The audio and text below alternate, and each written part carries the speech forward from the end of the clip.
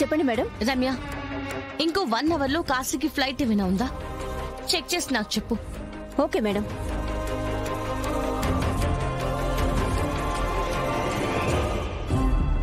ఈవిడే మా అమ్మనా? వైజయంతి అమ్మగారు మా అమ్మ కాదా? ఫోటోలో కూడా ఎలా మారిపోయింది? అన్నయ్య వదినకు కూడా చెప్పనివ్వకుండా తీసుకొచ్చేశారు.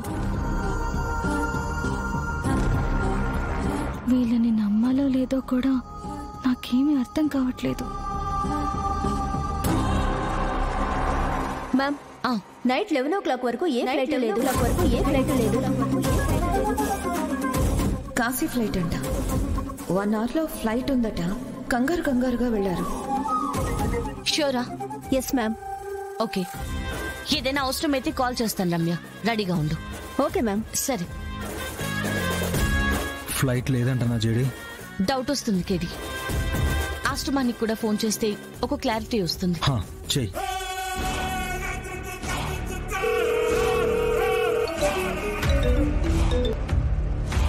హలో సార్, నా పేరు జగదాత్రి. ఆ రోజు శ్రీవల్లి కోసం ఆశ్రమానికి వచ్చాం కదా.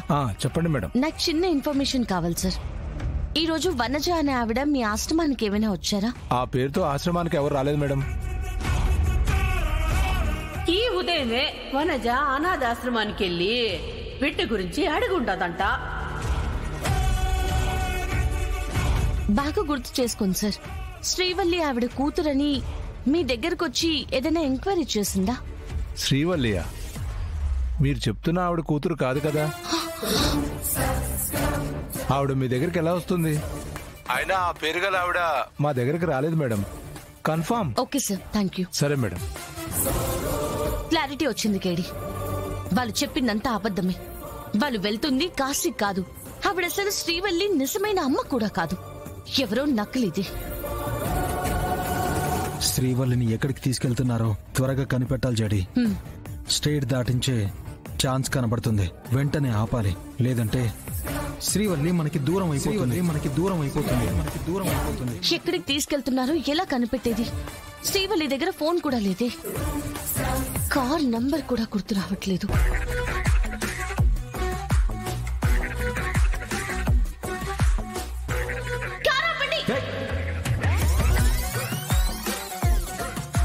ఎస్,